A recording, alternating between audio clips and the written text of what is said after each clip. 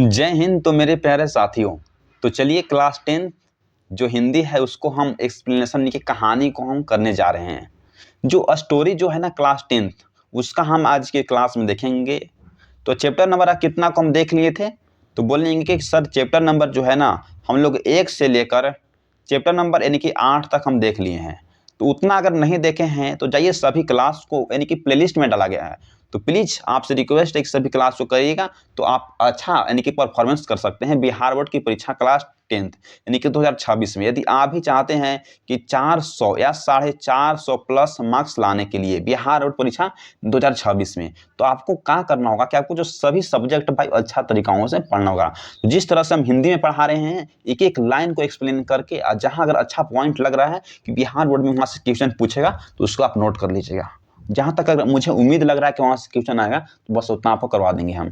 तो ज़्यादा टाइम को वेस्ट ना करते हुए हम चलिए आज क्या देखते हैं। तो चैप्टर नंबर आज 9 को हम देखते हैं जो क्लास 10 हिंदी का है, जो गोधली जो भाग 2 है ना NCERT किताब, उसको देखने जा रहे हैं। तो चैप्टर का क्या नाम है, तो अवनियों पाठ है। जो अवनियों जो पाठ है वह किसके द्वारा लिखा गया है, तो बोल देंगे कि जो अशोक वाजपेयी जी हैं, तो इन्हीं के द्वारा इस पाठ को लिखा गया है। तो हम लोग क्या पढ़ते हैं, तो आप लोग जान रहे होंगे कि जो पोएट जो इंट्रोडक्शन होता है ना, क्या तो पोएट इंट्रोडक्शन होता है, तो वहां से आपको 10 से 15 यानी कि क्या है तो 15 से 20 यानी कि मार्क्स का जो प्रश्न हमेशा बिहार बोर्ड में देखने को पूछता है। जो लेखक है तो उनका जन्म कब हुआ, उनका निधन कब हुआ, उनकी कौन सी कृति है, उनकी कौन सी रचना है, वह कहाँ के रहने वाले हैं, ये सब जो है ना पोएट से रिलेटेड बहुत पूछता है। तो इसको चलिए पहले हम देख लेते हैं इंट्रोडक्शन में। जो आपका सामने जो पैराग्राफ खुल के आया है तो इसमें हम कवि से रिलेटेड को देख लेंगे। तो चलिए हम देखना अब स्टार्ट करते हैं। इससे पहले आप चैनल पर न्यू हैं तो प्लीज चैनल को सब्सक्राइब करके रखिएगा, क्योंकि आपका एक ही सब्सक्राइब हमें बहुत मोटिवेट करता है इस तरह क्लास को रिकॉर्ड करने में। हाँ, तो चलिए हम कवि से रिलेटेड देख लेते हैं। क्या है देखिए, अशोक वाजपेयी जी का जन्म 16 फरवरी 1941 ईस्वी में दुर्ग छत्तीसगढ़ में हुआ था। अगर आपसे पूछ देगा कि जो अशोक वाजपेयी जी हैं, जो अवनियों जो पाठ है उसके जो राइटर कौन है, तो अशोक वाजपेयी जी, तो उनका जन्म जो है वह कब हुआ, आपको याद इसको लिख लेना है कि जो जन्म जो है कब हुआ। हाँ, तो जन्म 16 फरवरी 1941 ईस्वी में दुर्ग छत्तीसगढ़ कहाँ हुआ था, तो छत्तीसगढ़ में हुआ था। दुर्ग जो है ना छत्तीसगढ़ में। जितना हम पॉइंट को अंडरलाइन कर रहे हैं इसको आप लिख लीजिएगा, ठीक। उनका मूल जो निवास था वह कहाँ था, देखिए बोल रहे हैं कि उनका जो मूल निवास था वह कहाँ था, तो सागर यानी कि मध्य प्रदेश में था। इसको पॉइंट को भी आप लिख लीजिएगा, इस पॉइंट को भी आप लिख लीजिएगा कि उनका अगर आपसे पूछ देगा कि उनका मूल निवास कहाँ था, तो सागर यानी कि मध्य प्रदेश में था। सब ऑब्जेक्टिव के रूप में क्वेश्चन यहीं से बनाता है अधिकतर। देखिए उनकी माता जी का क्या नाम था, तो उनकी माता का जो नाम है निर्मला देवी था। इसको भी अगर आपसे पूछ सकता है कि जो अशोक वाजपेयी जी हैं तो उनके माता का क्या नाम है, तो निर्मला देवी नाम है। और देखिए उनके जो पिताजी हैं तो पिताजी का क्या नाम है, तो परमानंद वाजपेयी जी नाम है। ये सब आपसे कभी भी प्रश्न पूछ सकता है। तो जितना हम अगर अंडरलाइन करवा रहे हैं तो बस उतना आप अपने नोट्स कॉपी में नोट करते जाइए कि जो उनका माता का नाम निर्मला देवी था, पिता का नाम परमानंद वाजपेयी था। इतना कर लिए नोट। देखिए अब यहाँ से उनकी जो प्रारंभिक शिक्षा, देखिए यहाँ से बोला है कि उनकी पंडित जो है ना अशोक वाजपेयी जी की जो प्रारंभिक जो शिक्षा कहाँ से हुई है, तो गवर्नमेंट हायर सेकेंडरी स्कूल सागर से हुई है। यहाँ से अगर आपसे पूछ देगा कि जो अशोक वाजपेयी जी हैं तो उनकी जो प्रारंभिक जो स्टार्टिंग में जो शिक्षा है वह कहाँ से प्राप्त किए थे, तो बोलना होगा कि जो गवर्नमेंट हायर जो सेकेंडरी जो स्कूल वह सागर से प्राप्त किए थे। यहाँ से पूछ सकता है। देखिए फिर सागर विश्वविद्यालय से उन्होंने BA और असिस्टेंट स्टीफेंस कॉलेज दिल्ली जो है वहाँ से MA किए थे। इतना भी आपको पॉइंट को आपको लिख लेना होगा, इस पॉइंट को लिख लीजिए। क्या है, तो सागर विश्वविद्यालय से उन्होंने BA किए हैं और सेंट स्टीफेंस जो कॉलेज है वहाँ यानी कि दिल्ली से अंग्रेजी जो भाषा है तो अंग्रेजी भाषा में क्या किए हैं, तो MA भी किए हैं। इतना भी पॉइंट को आप लिख लीजिए। आपसे भी प्रश्न पूछ सकता है कि जो अशोक वाजपेयी जी हैं वह किस भाषा में एमए किए हैं, तो आपको बोलना होगा कि अंग्रेजी भाषा एमए किए हैं। आपसे पूछ सकता है कि वह कहाँ से एमए किए हैं, तो दिल्ली से किए हैं। किस कॉलेज से किए हैं, तो सेंट स्टीफेंस कॉलेज दिल्ली से वह अंग्रेजी भाषाओं से एमए किए हैं। अब यहाँ से देखना स्टार्ट करते हैं। अगर आपको मेरा कंटेंट अगर अच्छा लग रहा होगा तो प्लीज़ एक सब्सक्राइब जरूर करिएगा, क्योंकि आपका एक ही सब्सक्राइब हमें बहुत मोटिवेट करता है इस तरह क्लास को रिकॉर्ड करने में। तो देखिए अब यहाँ से, उन्होंने वृत्ति के रूप में भारतीय प्रशासनिक सेवा को अपनाया। जो सिविल जो यूपीएससी की जो परीक्षा होती है ना, उसको अपनाएं। तो बोल रहे हैं कि उन्होंने वृत्ति का मतलब क्या है, तो कार्य। अगर आपसे पूछ लेगा कि जो अशोक वाजपेयी जी है उनका कार्य क्या है, वृत्ति क्या है, तो आपको बोलना होगा कि जो वृत्ति के रूप में जो भारतीय जो प्रशासनिक जो सेवा जो है ना उसको अपनाएं। फिर देखिए यहाँ से, वे भारतीय प्रशासनिक सेवा के कई पद पर रहे और महात्मा गांधी अंतरराष्ट्रीय हिंदी विश्वविद्यालय के प्रथम कुलपति के पद। देखिए यहाँ से अगर नहीं लोकर होगा आपको तो ऐसा दिखा देते हैं। देखिए यहाँ से क्या है, उन्होंने वृत्ति के रूप में भारतीय प्रशासनिक सेवा को अपनाए और वे भारतीय प्रशासनिक सेवा के कई पद पर हैं और महात्मा गांधी अंतरराष्ट्रीय हिंदी विश्वविद्यालय के प्रथम कुलपति के जो पद पर सेवानिवृत्त हुए हैं। अगर आपसे पूछ देगा कि वे किस अंतरराष्ट्रीय के जो विश्वविद्यालय है वहां कुलपति के पद पर सेवानिवृत्त हुए, तो बोलना होगा कि जो महात्मा गांधी। इतना भी जो पॉइंट है इसको आप नोट कर लीजिए। आपसे कभी पूछ देगा, इस पॉइंट को नोट कर लीजिए और इस पॉइंट को भी आप नोट कर लीजिए, अपने कॉपी में लिख लीजिए पॉइंट को। कि जो महात्मा गांधी जो अंतरराष्ट्रीय जो हिंदी विश्वविद्यालय हैं उसी के विश्वविद्यालय में कुलपति के पद पर वह नियुक्त रहे हैं। अब यहां से देखिए, संप्रति वे दिल्ली में भारत सरकार की कला अकादमी के निदेशक का मतलब है कि डायरेक्टर भी वह रहे हैं। यानी कि निदेशक का मतलब होता है क्या, तो डायरेक्टर भी रहे हैं। देखिए, तो ये कहा गया है कि जो संप्रति वे दिल्ली के जो भारत सरकार जो कला जो एकेडमी है ना उसका जो डायरेक्टर भी वह लंबे समय तक रहे हैं। ठीक, कितना, तो लंबे समय तक। अब यहां से हम लोग देखना स्टार्ट करते हैं। देखिए, अशोक वाजपेयी जी की लगभग 3 दर्जन मौलिक और संपादकीय कृति प्रकाशित है। क्या है, देखिए यहां से, अशोक जो वाजपेयी जी हैं उनकी लगभग 3 दर्जन मौलिक और संपादित कृति यानी कि प्रकाशित है। तो चलिए इसमें जो जो हम यानी कि आपको लिखवा रहे हैं उसको आपको लिख लेना होगा। जो इम्पोर्टेंट है उसको हम लिखवा देते हैं। जो आपके लिए पूछ सकता है कि जो कृति किसका है, बोलना होगा कि किसका है, तो अशोक वाजपेयी जी के हैं। तो लिखना बस स्टार्ट करिए। देखिए यहाँ से, शहर अब भी संभावना है। शहर जो अब भी संभावना है किसका कृति है, तो बोलना होगा कि पंडित जो ना अशोक वाजपेयी जी के है। देखिए, एक पतंग अनंत में इन्हीं का है, इसको भी आप लिख लीजिए। तत्पुरुष इन्हीं का है, लिख लीजिए। कहीं नहीं वहां, इसको भी लिख लीजिए। बहुरी अकेला, इसको भी लिख लीजिए। थोड़ी सी जगह, इसको भी लिख लीजिए। दुख चिट्ठी रसा, इसको भी लिख लीजिए। आदि उनके कविता संकलन है। ये सब क्या है, तो उनके जो कविता संकलन है। अब यहाँ से देखना स्टार्ट करते हैं। फिलहाल, इसको भी लिख लीजिए।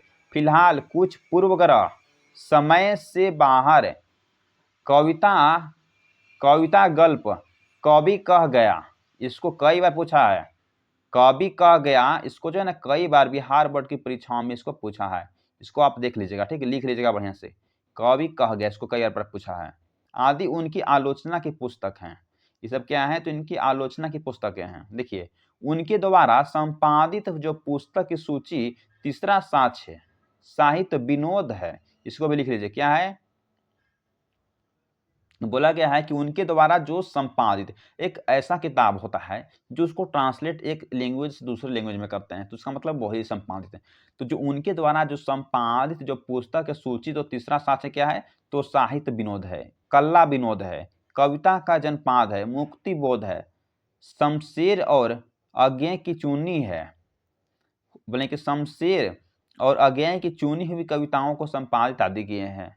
उन्होंने कई पत्रिकाओं का भी संपादन किए हैं, जिनमें समेत, पहचान, पूर्वग्रह, बहुवचन, कविता, कविता एशिया, समास आदि प्रमुख हैं। ये सब जो है ना सभी को आप लिख लीजिएगा, जितना हम अंडरलाइन किए हैं सभी को आप लिख लेना याद करने के लिए, ठीक। लास्ट टाइम आपको बहुत हेल्प करेगा। अशोक वाजपेयी जी साहित्य अकादमी पुरस्कार मिला है, दयावती कवि शेखर सम्मान मिला है, फ्रेंच सरकार officer award the of cross मिला है, 2004 में सम्मानित किए गए आदि पुरस्कार। ये सब आपको लिख लीजिएगा, बहुत आपसे इंपॉर्टेंट है। क्या है देखिए, साहित्य अकादमी पुरस्कार इनको मिला है, इसके बाद दयावती मोदी कवि शेखर सम्मान भी मिला है, फ्रेंच सरकार का officer of the order award भी इनको मिला है, 2004 में इनको सम्मानित किया गया है। जितना भी इसमें पॉइंट हम अंडरलाइन करवाए हैं सब पॉइंट लिख लीजिए। आपको यहाँ से कम 8 से जो 9 ऑब्जेक्टिव क्वेश्चन जो है ना वो बिहार बोर्ड में आपको यहीं से देखने को मिलेगा। इसके लिए आपको क्या करना है, तो सभी को अभी से लिख लेना है और एग्जाम की जब टाइम आएगा तो उसमें रट जाना है। जब देखना अब यहाँ से स्टार्ट करते हैं। देखिए और कुछ इसमें जो इंपॉर्टेंट पॉइंट है उसी को हम इसमें नोट करवाएंगे, तो बाकी सब नहीं को। देखिए यहाँ से देखना स्टार्ट करते हैं। देखिए सजर्क क्या है, तो सजर्क साहित्यकार अशोक वाजपेयी जी के द्वारा रचित प्रस्तुत पाठ में एक संक्लिष्ट रचना धर्मिता की अंतरंग झलक है।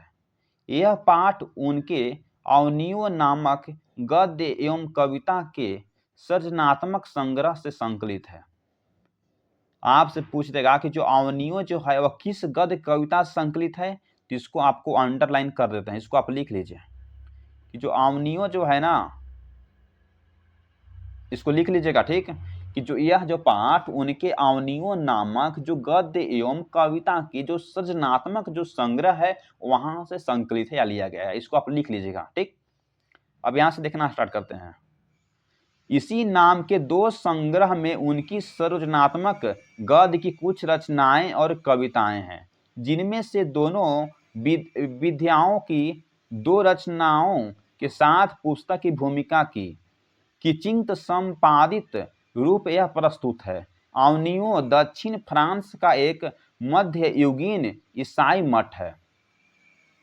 आपसे पूछ सकता है कि जो अवनियों जो दक्षिण फ्रांस का एक क्या है, तो बोलना होगा कि सर ईसाई मठ है। अवनियों दक्षिण फ्रांस का क्या है, आपसे पूछ सकता है कि जो अवनियों सर दक्षिण फ्रांस का क्या है, तो बोलना होगा कि मध्ययुगीन ईसाई मठ है। इसको कई बार पूछा गया है, इसको भी आप लिख लीजिएगा। अब यहां से देखिए, जहां लेखक ने 21 दिनों तक एकांत रचनात्मक प्रवास का अवसर पाया था। प्रवास के दौरान लगभग प्रतिदिन गद्य और कविताएं लिखी गई है। इस तरह हिंदी ही नहीं, भारत से भिन्न माने कि अलग अलग स्थान और परिवेश के एकांत प्रवास में एक निश्चित स्थान और समय से अनुबद्ध मानस के सृजनात्मक अनुष्ठान का साक्षी यह पाठ है। एक वैश्विक जागरूकता और संस्कृति बोध से परिपूर्ण रचनाकारों के मानस की अतरंग झलक पेश करते हुए यह दिखाता है कि रचनाएं कैसे रूप आकार ग्रहण करती है। कोई भी रचना महज एक शब्द व्यवस्था भर नहीं होती है, उसकी निर्माण प्रक्रिया में रचनाकार की प्रतिभा, उसके जटिल मानस के साथ स्थान और परिवेश की भूमिका भी महत्वपूर्ण होती है। इसमें जो अगर पॉइंट था हमको लग रहा था कि ऑब्जेक्टिव के रूप में बिहार बोर्ड में पूछेगा, तो उसको हम लिखवा दिए थे। तो चलिए अब यहाँ से हम नेक्स्ट अपना न्यू पैराग्राफ खुलकर आएगा। तो न्यू पैराग्राफ का मतलब क्या है, तो अब यहाँ से कहानी यानी कि जो किताब का जो एक्सप्लेनेशन है उसको हम देखने जा रहे हैं। जो बुक एक्सप्लेनेशन क्या है, तो एक्सप्लेनेशन है। हाँ, तो यहाँ से हम अब किताब का जो एक्सप्लेनेशन है उसको हम करने जा रहे हैं, लाइन बाय लाइन करेंगे। क्या, तो लाइन बाय लाइन करेंगे। तो इससे पहले यदि आप हमारा channel the universe vision classes बनी हुआ है तो प्लीज़ चैनल को सब्सक्राइब करिए, क्योंकि आपका एक ही सब्सक्राइब हमें बहुत मोटिवेट करता है इस तरह क्लास को रिकॉर्ड करने में। तो चलिए हम यहाँ से देखना हुआ स्टार्ट करते हैं। देखिए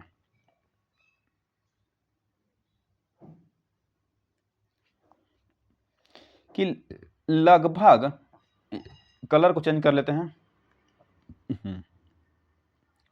कि लगभग 10 बरस पहले पहली बार अवनियों में गया था। अशोक वाजपेयी जी बोल रहे हैं, क्या बोल रहे हैं देखिए, कि लगभग मैं 10 साल पहले पहली बार अवनियों में गए थे। अवनियों कोई एक स्थान है, वहां कवि गए थे। दक्षिण फ्रांस में रोन नदी के किनारे पर बसा हुआ एक पुराना सा शहर है। ये जो अवनियों है वह कहाँ है, तो बोलना होगा कि दक्षिण फ्रांस में रोन नदी के किनारे पर बसा हुआ एक पुराना सा शहर है, जिसे हम अवनियों कहते हैं। देखिए, जहां कभी कुछ समय के लिए पोप की राजधानी थी। ये भी बोल रहे हैं कि जहां कुछ समय के लिए पोप की राजधानी हुआ करती थी, और जब गर्मियों में फ्रांस और यूरोप का एक अत्यंत प्रसिद्ध और लोकप्रिय रंग समारोह हर बरस होता है, उस बरस वहां भारत केंद्र में था। पीटरबुर्ग का विवादास्पद महाभारत पहले पहल प्रस्तुत किया जाने वाला था। उन्होंने मुझे निमंत्रण भेजा था। देखिए, इसमें अशोक वाजपेयी जी बोलते हैं कि जो लगभग हम 10 साल पहले पहली बार अवनियों में गए थे। तो अवनियों कहाँ है, तो दक्षिण फ्रांस में रोन नदी के किनारे पर बसा हुआ एक पुराना सा शहर है, जिसे हम अवनियों कहते हैं, जहां कभी भी कुछ समय के लिए पोप की राजधानी हुआ करती थी, और जब गर्मियों में फ्रांस और यूरोप अत्यंत प्रसिद्ध और लोकप्रिय रंग समारोह हर बरस होता है, उस बरस उस साल वहां भारत जो है ना केंद्र में था, सेंटर में था। पीटरबुर्ग विवादास्पद महाभारत पहल जो प्रस्तुत किया जाने वाला एक समारोह था, जहां उनको आमंत्रित किया गया। किसको, तो ये अशोक वाजपेयी जी को, उनको निमंत्रण भेजा गया था। देखिए यहां से देखना स्टार्ट करते हैं।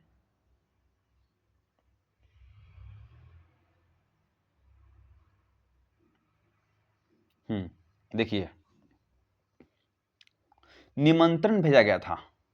पत्थरों की एक खानदान में, बोल रहे हैं कि पत्थरों की एक खानदान में अवनियों से कुछ किलोमीटर दूर, बोल रहे हैं कि पत्थरों की एक खानदान में अवनियों से कुछ किलोमीटर दूर वह बोले हैं कि वह भव्य भय प्रस्तुत हुई थी। डर, भय का मतलब है कि जो डर जो है ना प्रस्तुत हुई थी। देखिए यहां से, सच्चे अर्थों में महाकाव्यात्मक कुछ दिनों और ठहरा रहा था। कुमार गंधर्व आए थे और उन्होंने एक आर्क बिशप के पुराने आवास के बड़े से आंगन में गया था। बोल रहे हैं कि हाँ, एक बंदिश भी याद है। बोल रहे हैं कि दुम्र दुम्र लता लता, इस समारोह के दौरान वहां के अनेक चर्च और पुराने स्थान, बोल रहे हैं कि रग स्थलियों में बदल जाते हैं। रोन नदी के दूसरी ओर अवनियों का एक और हिस्सा है जो लगभग स्वतंत्र है। बोल रहे हैं कि जो रोन नदी है, तो उसके दूसरी ओर अवनियों का एक और सा हिस्सा है जो लगभग स्वतंत्र है। देखिए यहाँ नाम है, क्या है, तो बिलनौ ल अवनियों, अर्थात अवनियों का नया गांव, या शायद कहना चाहिए नई बस्ती। बोल रहे हैं कि जो अवनियों जो है ना, उसका एक छोटा सा गांव था, जिसको क्या नाम था, तो बिलनौ अवनियों। आपसे यही प्रश्न बिहार बोर्ड की परीक्षाओं में पूछा गया है कि जो अवनियों है, तो उसका दूसरा एक क्या नाम है गांव का, तो बोलना होगा कि बिलनौ अवनियों, अर्थात अवनियों का नया गांव। इतना लिख लीजिएगा, ठीक। यहाँ से स्टार्ट, यहाँ से ठीक। अब देखना स्टार्ट करिए। शायद यह कहना चाहिए कि नई बस्ती है। वहां दरअसल फ्रेंच के जो शासक ने पोप की गतिविधियों पर नजर रखने के लिए किला बनवाया था। उसी में कथसियम संप्रदाय का एक ईसाई मठ बना, ला शत्रुजा।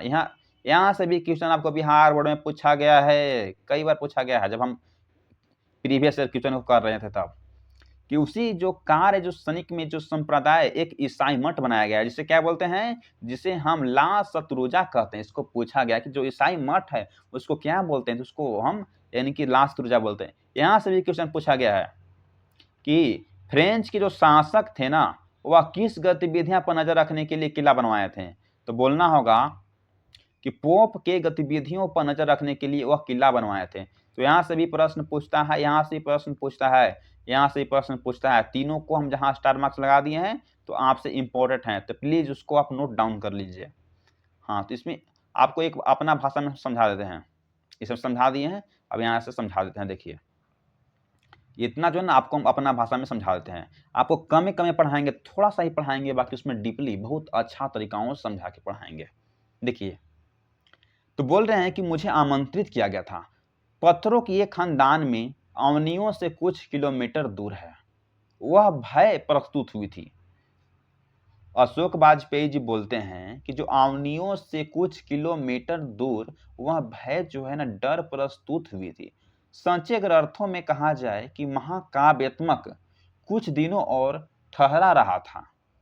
कुमार गंधर्व वहां आए थे और उन्होंने एक आकर विश्व के पुराने आवास के बड़े से आंगन में गाया गया था। क्या तो गाना गाया था, ठीक नहीं, गाना नहीं गाया था, आंगन में गाया था, वहां आंगन में आए थे।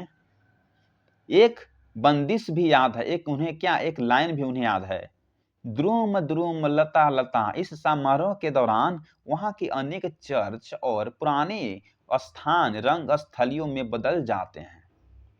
रोन नदी के दूसरी ओर अवनियों का एक और हिस्सा है जो लगभग स्वतंत्र है। तो ही बोल रहे हैं कि एक रोन सा नदी है, उसके किनारे एक अवनियों है, जिसे हम क्या बोलते हैं, तो एक छोटा सा हम अवनियों बोलते हैं, जो लगभग आजकल स्वतंत्र है।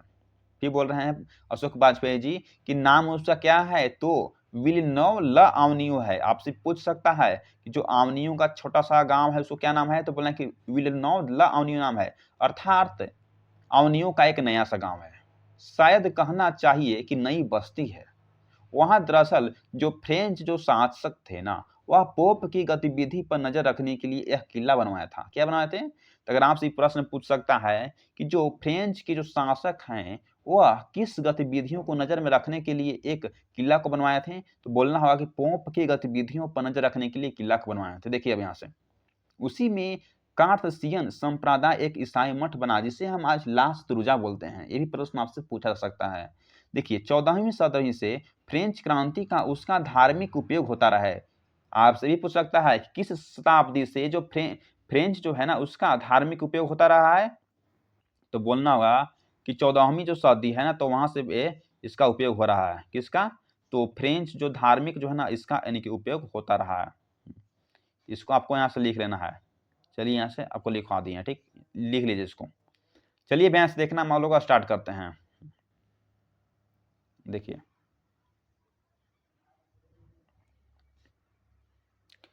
बोले हैं कि करता है, उसको याद करता है, क्या बोले कि करता है, उसको देख लेते हैं एक बार हम। यह संप्रदाय मौन में विश्वास करता है। हाँ, तो विश्वास सबको आजकल का करता है, मौन में, साइलेंट में, सही स्थान में करना चाहिए विश्वास। देखिए सोसरा सत्यापत बनाए कि सोसरा क्या है, देखिए सोसरा स्थापत्य एक तरह से मौन का ही स्थापनपन था। क्रांति होने पर इस स्थान और उसकी सभी इमारतें पर साधारण लोगों ने कब्जा कर लिया और वे उसमें रहने लगे। इस सदी की शुरुआत में तो वल्लास शत्रुजा जीर्णोपधार की शुरुआत हुई और धीरे धीरे अधिकांश पुराने स्थानों और देखिए से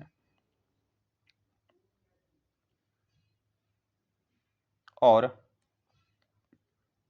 इमारतों को वापस खरीदकर उनका बहुत संवेदनशील और सुघर जीर्णोद्धार कर उन्हें यथासंभव पहले जैसे करने की सफल कोशिश की गई।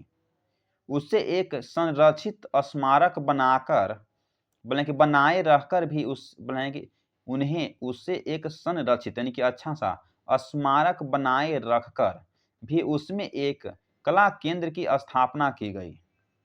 यह केंद्र इन दिनों रंगमंच और लेखन से जुड़ा हुआ है। इसके बाद देखिए रंगकर्मी, रंग संगीतकार, अभिनेता, नाटककार आदि वहां आते हैं और पुराने ईसाई संतनों के चैम्बर्स में कुछ अवधि यानी कि कुछ समय के लिए रहकर सारा समय अपना रचनात्मक काम यानी कि जो अच्छा काम के लिए करने में बिता देते हैं। इसके बाद देखिए दो दो कमरे के चैम्बर सुसज्जित हैं यानी खाली हैं। उसमें फर्नीचर 14वीं सदी जैसा है, उसमें फर्नीचर है भरा हुआ है। ठीक, देखिए, पर सरोथा आधुनिक रसोई घर में नहान घर है। अब बोल रहे हैं कि जो अधिक जो घर है ना, जो सरोथा कहाँ, तो रसोई घर में जो क्या है, तो स्नान घर है। तो ये कहा गया है कि जो जो सरोथा जो आधुनिक जो रसोई घर और जो कहाँ, तो स्नान घर है यानी कि नहान घर बोलते हैं। ठीक, देखिए, एक अत्याधुनिक संगीत व्यवस्था भी वहां किया गया है। चैम्बरों के मुख्य द्वार, चैम्बरों के जो मुख्य द्वार कब्रगाह के चारों ओर बने गलियारियों में खुलते हैं। बोले कि चैम्बर के जो मुख्य जो द्वार कहाँ खुलते हैं, तो कब्रगाह के चारों ओर बने जो नए जो गलियारी है वहां खुलते हैं। देखिए, पर पीछे आंगन भी है। बोल रहे हैं कि पीछे जो है क्या है, तो आंगन भी है और पिछवाड़े से एक दरवाजा भी है। पिछवाड़े से क्या है, तो एक दरवाजा भी है। देखिए, सप्ताह के 5 दिनों में किताब यदि आपके पास है तो किताब भी आप यदि निकालकर आप लाइन बाय लाइन जहाँ पढ़ा रहे हैं तो आप देखते चलिए। ठीक, यहाँ से देखना स्टार्ट करते। ठीक, किताब आपके पास है तो देखना स्टार्ट करिए। ठीक, देखिए, 5 दिन में शाम को सबसे एक स्थान पर रात का भोजन करने की सुविधा है। बोल रहे हैं कि 5 दिनों में शाम को सबसे एक स्थान पर रात का भोजन करने की एक सुविधा है। बाकी हर दिन का नाश्ता और दोपहर का भोजन अपनी सुविधा से जहां चाहे वहां अपने ही चेंबर में खुद बनाकर। बोल रहे हैं कि दिन में औसतन 50 सैलानी बोले कि यह जगह देखने आते हैं। अन्यथा बेहद शांत और नीरव स्थान है। ये बोलते हैं कि विलनौव एक छोटा सा गांव है जहां एक पुस्तकों पत्रिकाओं की दुकान, एक डिपार्टमेंटल स्टोर, एक कब्रगाह, कई रेस्तरां और आदि हैं। अवनियों और आसपास के अन्य शहरों कस्बों से बस व्यवस्था सुलभ है। फ्रेंच सरकार के सौजन्य से लास तुरूजा में रहकर अपना कुछ काम करने का एक न्योता मुझे पिछली गर्मियों में ही मिला था। तब नहीं जा पाया था कि वे अवधि तो 1 महीने की थी। देखिए, इसको अपना हम भाषा में समझाते हैं। जितना हम आपको बताए हैं, आपको एक कहानी के रूप में हम आपको समझा देते हैं। ठीक, इसको तो हम समझा दिए थे, अब इसको इतना भी देख लिए थे, तो अब इसको हम समझाते हैं। देखिए, तो हम अपना भाषा में इसको समझा देते हैं। देखिए, आप ध्यान से समझिएगा। ठीक, बोला जा रहा है कि इमारत जो बड़ा जो दीवार होते हैं, जो बड़ा सा घर होते हैं, उसको इमारत बोलते हैं। ठीक, तो हाँ, वही बोल रहे हैं कि इमारत को वापस खरीद कर उनका बहुत संवेदनशील और सुहर जीर्णोद्धार कर उन्हें यथासंभव पहले जैसा करने की सफल कोशिश की गई है। मैंने बोल रहे हैं कि हम जो है ना, वो बड़े बड़े इमारत को खरीद लिए, उनको बहुत संवेदनशील एक अच्छा सा अनुभव हुआ, जो सुघर जो जीर्णोपद में उनको यथासंभव पहले जैसा करने की सफलता जो है ना, कोशिश की गई है। देखिए, उसे एक संरक्षित स्मारक बनाकर भी उसमें एक कला केंद्र की स्थापना किया गया। यही बोल रहे हैं कि उसमें एक अच्छा सा स्मारक बनाया गया। वह स्मारक यानी कि मूर्ति जो होते हैं उसको बनाकर उसमें एक कला केंद्र जो है ना, उसका स्थापना किया गया। किसमें, तो बड़े बड़े इमारत को खरीद कर। इसके बाद देखिए, यह केंद्र जो है ना, इन दिनों रंगमंच और लेखन से जुड़ा हुआ है। बोल रहे हैं कि जो केंद्र जो है ना, किससे जुड़ा हुआ है, तो रंगमंच और लेखन से जुड़ा हुआ है। अब यहाँ देखिए, रंगकर्मी, रंग संगीतकार, अभिनेता। जो अभिनेता कौन है, जो हीरो होता है, जो नाटककार होता है, जो रंग जो संगीतकार बजाते हैं, जो आदि वहाँ सब एक जो लोग हैं, जितने भी जो प्रोग्राम नाटक में सब वहाँ आ जाते हैं। और पुराने ईसाई संतानों के चैम्बर्स में कुछ अवधि के लिए रहकर सारा अपना समय रचनात्मक कामों के लिए बिताते हैं। जो बड़ा जो गायक लोग, सिंगर लोग और नाटक लोग, अभिनेता लोग वहाँ आते हैं। कहाँ आते हैं, तो वही अपने ईसाई चैम्बर में आते हैं और कुछ समय के लिए वो रहकर अपना जो सारा जो समय जो होता है एक अच्छा काम के लिए बिता देते हैं। अब यहाँ देखिए, दो दो कमरे के चैम्बर से सुसज्जित है, यानी कि भरा हुआ है। ये बोल रहे हैं कि दो दो जो कमरा जो है ना, यानी कि रूम का जो चैम्बर्स वह इससे भरा हुआ है। उनमें फर्नीचर जो है ना वह 14वीं सदी जैसा है, पर सर्वथा आधुनिक रसोई घर और नहान घर है। उसके बाद क्या है, तो आधुनिक घर है और रसोई घर है और नहान घर है। इसके बाद देखिए, एक अत्याधुनिक संगीत व्यवस्था भी है। उसमें एक संगीत का एक बहुत बड़ा यानी कि व्यवस्था किया गया है। चैम्बर के जो मुख्य जो द्वार है ना, वह कब्र यानी कि गाह के चारों ओर बने गलियों में खुलता है। यही बोला गया है कि जो चैम्बर के जो मुख्य जो द्वार है, जो मेन जो उसका गेट है ना चैम्बर का, वो कहाँ खुलता है, जो कब्र जो गाह है उसके चारों ओर एक बना गलियारी है तो उसमें खुलता है। पर पीछे आंगन भी है, उसके पीछे क्या है, तो एक आंगन भी है और पिछवाड़े से एक दरवाजा भी है। पिछवाड़े से क्या है, तो एक दरवाजा भी है। देखिए अब यहाँ से, सप्ताह के 5 दिनों में शाम को सबको एक स्थान पर रात का भोजन करने की सुविधा दी जाती है। यही बोल रहे हैं कि जो सप्ताह के 5 दिनों में शाम को सबको, जितना भी आदमी जो नाटक लोग कार लोग है, जो हीरो एक्टर लोग है, सभी को एक स्थान पर बैठाकर उसको रात में भोजन कराने की सुविधा भी वहाँ है। देखिए यहाँ से, बाकी हर दिन का नाश्ता और दोपहर का भोजन अपनी सुविधा से होती है। बाकी जो डेली की जो आदत है, नाश्ता कोई करना है, कोई भोजन करना है, तो अपने अपने सुविधा के स्थान पर होता है। जहाँ चाहे वहाँ अपना कर सकता है, अपने ही चैम्बर में खुद बनाकर क्यों न कर ले। इसके बाद देखिए, दिन में औसतन 50 सैलानी यह जगह देखने आते हैं। बोल रहे हैं कि दिन में कितना लोग देखने आते हैं डांस प्रोग्राम को, तो 50 सैलानी जो यहाँ देखने के आते हैं। तो यहाँ से ऑब्जेक्टिव में आपको पूछ सकता है कि दिन में जो कितने लोग यहाँ देखने आते हैं, तो दिन में औसतन 50 सैलानी जो लोग हैं वहाँ देखने आते हैं। तो इसको पॉइंट को अपने कॉपी में नोट कर लीजिएगा, ठीक, आपसे पूछ सकता है कभी भी। देखिए यहाँ से, अन्यथा बेहद शांत और निवर स्थान है। वह जो स्थान है ना, बहुत सुखी और स्थान शांत जगह है। देखिए, बिलन एक छोटा सा गांव है जहां एक पुस्तकों पत्रिकाओं की दुकान है, एक डिपार्टमेंटल स्टोर है, एक कब्रगाह है, कई रेस्तारों और बार आदि हैं। अवनियों और आसपास के अन्य शहरों कस्बों से बस व्यवस्था सुलभ किया जाता है। अब देखिए यहाँ से, फ्रेंच सरकार के सौजन्य जो है ना से ला शत्रुजा में रहकर अपना कुछ काम करने का एक न्योता मुझे मिली है। कहाँ, तो पिछले ही गर्मियों में मुझे न्योता मिली है, तब नहीं जा पाया था।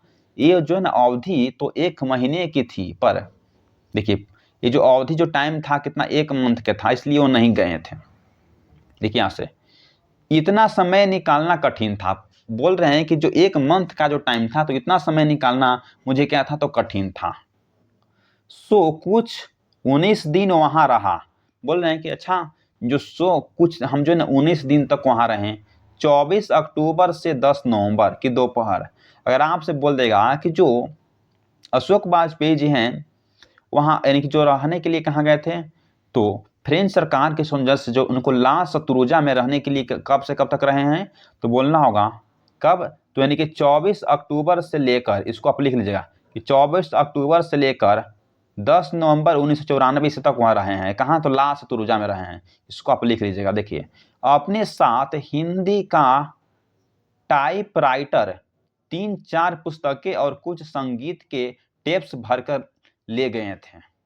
सिर्फ अपने में रहने और सीखने के अलावा प्रायः कुछ और करने की कोई व्यवस्था न होने का जीवन में यह पहला कि अवसर था इतने निपट एकांत रहने का, यानी कि अलग रहने का। ठीक, इसको अपना भाषा में हम समझाते हैं, शायद आपको समझाना चाहिए, हमको समझाना चाहिए। ठीक, देखिए, बोले हैं कि इतना समय निकालकर हमको ला शत्रुजा में रहना बहुत कठिन था, बहुत मुश्किल था। सो कुछ 19 दिन तक हमने वहां रहा, 24 अक्टूबर से लेकर 10 नवंबर 1994 की दोपहर तक। अपने साथ कुछ हम लोग को टाइप यानी कि राइटर किताब, 3 से 4 पुस्तक को लेकर गए थे, कुछ और संगीत टेप्स भर कर ले गए थे कि वहाँ सुन सके, कुछ किताब पढ़ सकें। कि उतना दिन रहना तो मुश्किल है ना, 1 मंथ है। तो ये बोल रहे हैं कि अपने साथ हम 4 गो मोटे-मोटे किताब को टाइपराइटर और कुछ संगीत के हम टेप्स भर कर ले गए थे कि वहाँ कुछ गाना सुन सकें। इसमें टाइम भी कट जाएगा तो हम रह लेंगे। सिर्फ अपने में रहने के लिए लिखने और अलावा प्रायः कुछ और करने की व्यवस्था नहीं होती। होने का जीवन जो है ना पहली बार अवसर इतने जो है ना निपट एकांत रहने का था, अलग रहने का था। अब यहाँ से जो है ना हम नेक्स्ट क्लास में देखेंगे। यहाँ से जो कहाँ देखेंगे बाबू, तो यहाँ से हम नेक्स्ट क्लास में देखेंगे, ठीक। तो यदि आप हमारे channel the universe vision classes बनी हुई तो प्लीज चैनल को सब्सक्राइब करके ही रखिए, क्योंकि आपका जितना किताब का जो एक्सप्लेनेशन है क्लास 10th हिंदी जो गोथली भाग 2 है, उसका हम इसी तरह से लाइन बाय लाइन समझाएंगे। जो भी पॉइंट लगेगा कि एग्जाम के व्यू से आ सकता है तो उसको मैं लिखवा दूंगा। तो प्लीज यदि अगर मेरा क्लास आपको अगर समझ में आ रहा होगा, लग रहा होगा कि यहाँ से पढ़कर आपको हम गारंटी लिख कर दे देता हूँ, कहिएगा तो मुझे यहाँ साइन भी कर दूंगा कि आप अगर चाहिएगा कि बिहार बोर्ड की परीक्षा क्लास 10th में 2025-2026 में आप एग्जाम देने जाइएगा ना, तो वहाँ आप 80% या उससे भी आप अच्छा से मेहनत करिएगा ना तो 90%, इसका मतलब कितना है कि 450 मार्क्स आपको कोई नहीं रोक सकता है। आप अच्छी तरीकाओं से, जिस तरह से हम पढ़ा रहे हैं वही तरीकाओं से पढ़ते जाइएगा तब। तो प्लीज चैनल पर न्यू है तो चैनल को सब्सक्राइब करके रखिए। पीडीएफ जो है ना हम आपको टेलीग्राम के चैनल पर डाल देंगे। और जो टेलीग्राम के चैनल पर किसको डाल देंगे, जो सब्सक्राइबर लोग हैं उन्हीं लोग की केवल मिलेगा पीडीएफ, तो सभी को नहीं, ठीक। इससे पहले चैनल पर नहीं, चैनल को प्लीज सब्सक्राइब करके रखिए, क्योंकि द यूनिवर्स विजन क्लास आपके लिए तत्पर रहा है और अभी भी मेहनत करने के लिए तैयार है। तो प्लीज हमारा चैनल छोटा सा, इसको सब्सक्राइब करके बड़ा बनाइए आप लोग। जय हिंद, जय भारत।